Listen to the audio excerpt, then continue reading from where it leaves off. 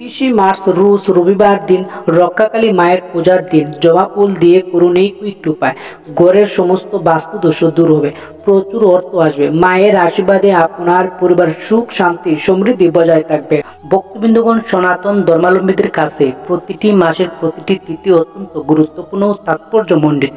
প্রতিটি তিথি আমরা সনাতন ধর্মাবলম্বীরা ভগবানের প্রতি অত্যন্ত শ্রদ্ধা ভক্তি এবং নিষ্ঠা সহকারে পালন করে থাকি। একাদশী, পূর্ণিমা এবং অমাবস্যা তিথিগুলো অত্যন্ত নিষ্ঠা সহকারে পালন করে থাকি আমরা সনাতন ধর্মাবলম্বীরা।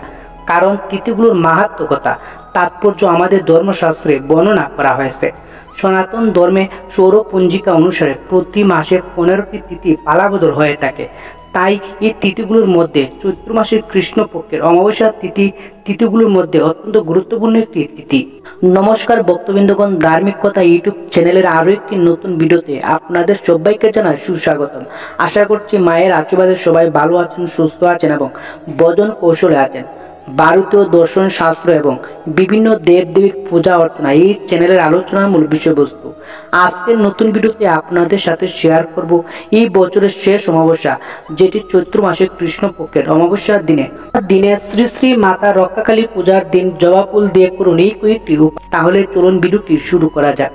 মূল ভিডিওতে যাওয়ার পূর্বে আমার সকল ভক্তবৃন্দদের কাছে অনুরোধ করব, অবশ্যই ভিডিওটি সম্পূর্ণরূপে দেখবেন, কোথায় ভিডিওটি স্কিপ করে দেখবেন না, তাহলে প্রচুর প্রয়োজনীয় তথ্য বাদ পড়ে যেতে পারে। ভিডিওটি দেখে চ্যানেলটি ভালো লেগে থাকলে চ্যানেলটি সাবস্ক্রাইব করবেন, লাইক করবেন, আর অবশ্যই ভিডিওটি শেয়ার করবেন আপনার নিকট আত্মীয় স্বজন বন্ধু বান্ধবদের কাছে।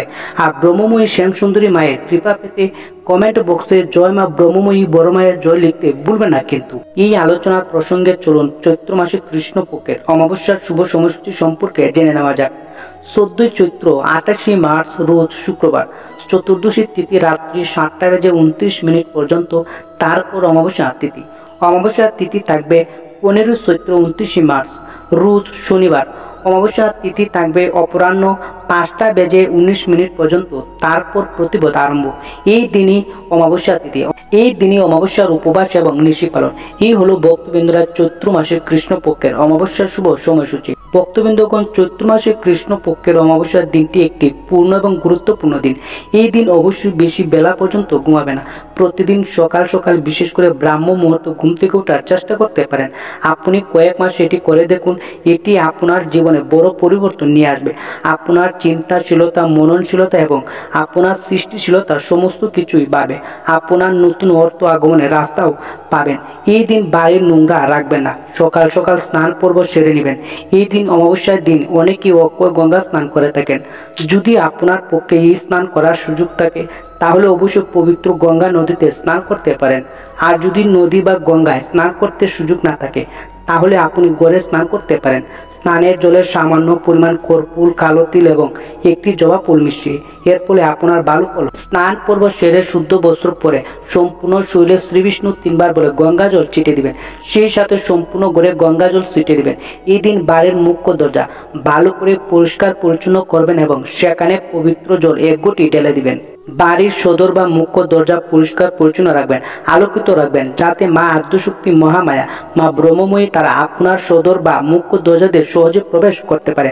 এই অমাবস্যার দিন তারাপীঠে উপস্থিত থেকে বা মায়ের যে কোনো মন্দিরে উপস্থিত, অথবা আপনি আপনার বাড়িতে বসে মায়ের ছবি বা মায়ের পদযুগলের সামনে বসেই মায়ের পূজা এবং আপনার প্রার্থনা সম্পূর্ণ করতে পারেন। এই দিন যদি আপনি এই দিন ব্রত তথা উপবাস থাকতে পারেন তাহলে খুবই ভালো। আর যদি না থাকতে পারেন তাহলে আপনি ফল জল আহার করেও এই পূজা সম্পূর্ণ করতে পারেন। এমনকি যদি আপনি তাও করতে না পারেন তাহলে আপনি সাত্বিক আহার গ্রহণ করে আদ্যশক্তি মহামায়ার পূজা সম্পূর্ণ করতে পারেন।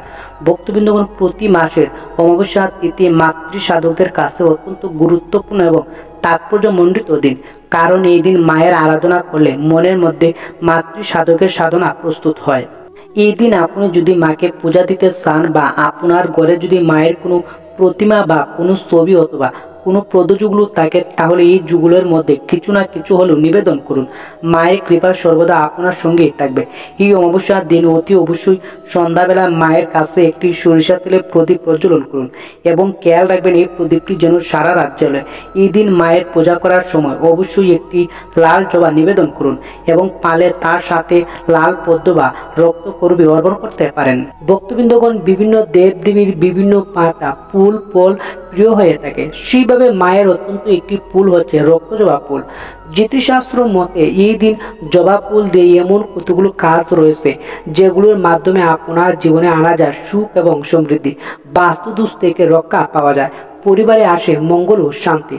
এখন চলুন এই বিষয় নিয়ে আলোচনা করা যাক। শাক্ত অনুযায়ী সমস্ত শক্তির আধার মা কালিকা। তিনি পরম ব্রহ্ম, তিনি পরম সত্তা, পরমেশ্বরী, ভগবতী। পুরাণ অনুসারে তিনি প্রথম আবির্ভূত হন ভগবান শিব হতে। তিনি শক্তির চূড়ান্ত প্রকাশক এবং সমস্ত জীবের জননী। নির্দোষকে রক্ষা করার জন্য তিনি মন্দকে ধ্বংস করেন। সময়ের সাথে সাথে তারা মাকে ভক্তিমূলক আন্দোলন ও তান্ত্রিক সম্প্রদায়ের দ্বারা বিভিন্নভাবে দেবী মা, মহাবিশ্বের মা, আদ্যশক্তি বা পার্বতী হিসেবে পূজা করা হয়। শাক্ত তান্ত্রিক সম্প্রদায়রা মাকে চূড়ান্ত পরম ব্রহ্মরূপে পূজা করে থাকেন। মা ভক্তদের মুক্ত বা মুক্তিও প্রদান করে থাকেন। ভারতের কেরালা রাজ্যে ব্যতীত সমগ্র দক্ষিণ পূর্ব এশিয়া এবং ভারতীয় উপমহাদেশের মাকে ভগবান শিবের সাথেও পূজা অর্চনা করে থাকেন। অন্য পুরাণ অনুসারে ভগবান শিবের তৃতীয় নয়ন থেকে রাক্ষসদের ধ্বংস করার জন্য তিনি আবির্ভূত হন, তাই কেরালা রাজ্যে ভৈরব উপবতী মহাকালী নামে বলা হয়ে থাকে।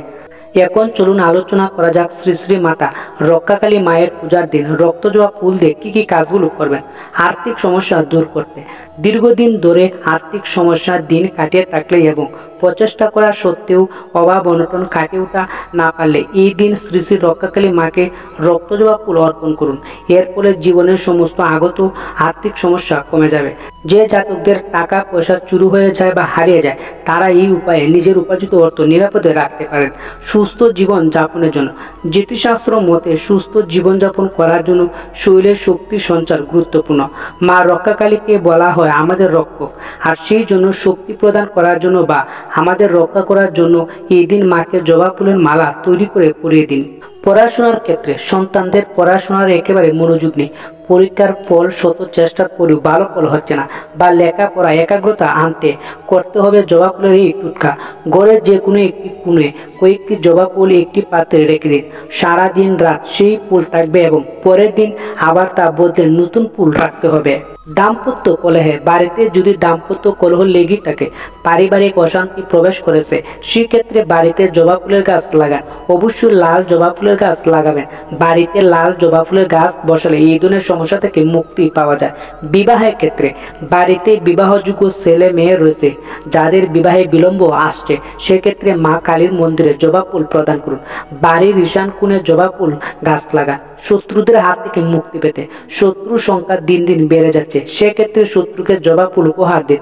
যেভাবেই হোক একটি বা কয়েকটা জবা ফুল শত্রুকে উপহার দিলে এই সমস্যা থেকে মুক্তি পাওয়া যাবে।